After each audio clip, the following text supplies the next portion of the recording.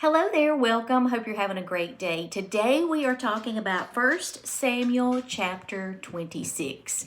In today's chapter, we are continuing to see how things between Saul and David play out.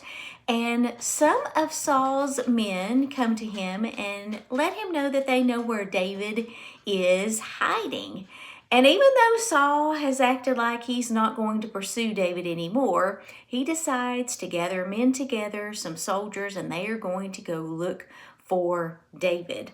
Well, luckily, David is kind of warned that Saul is looking for him, and he gets a couple of his people to go with him to seek out where Saul and his soldiers are spending their night in pursuit of David. Well, sure enough, they find Saul, and when they find him, he is actually asleep.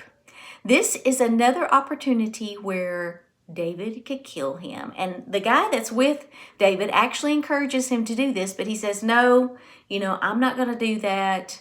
No, I'm not going to have that blood on my hands. So what he does is he takes the spear that is next to Saul while he is sleeping and a jug of water, and he leaves. Later the next day, he lets Saul know, hey, look, I've got your spear, I've got your jug of water. I could have easily killed you when you were sleeping, but I did not. And as usual, Saul says, oh, I am so sorry. All the things. So today I want to share with you a footnote from kind of the middle of the chapter, verses 8 through 25. It says, the strongest moral decisions are the ones we make before temptation strikes.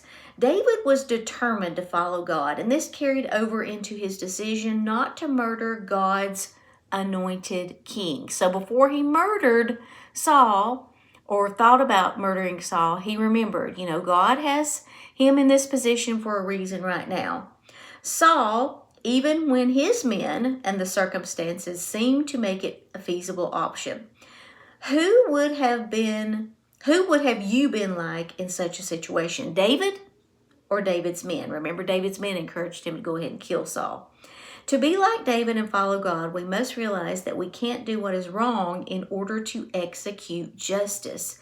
Even when our closest friends counsel us to do something that seems like a good idea, we must always put God's commands first. So just a reminder to us, instead of acting in haste, especially when we think our actions may be justified, we need to reflect on what God would want us to do and what he would actually command us to do. Thank you guys so much for watching. Have a great rest of your day. I'll see you next time.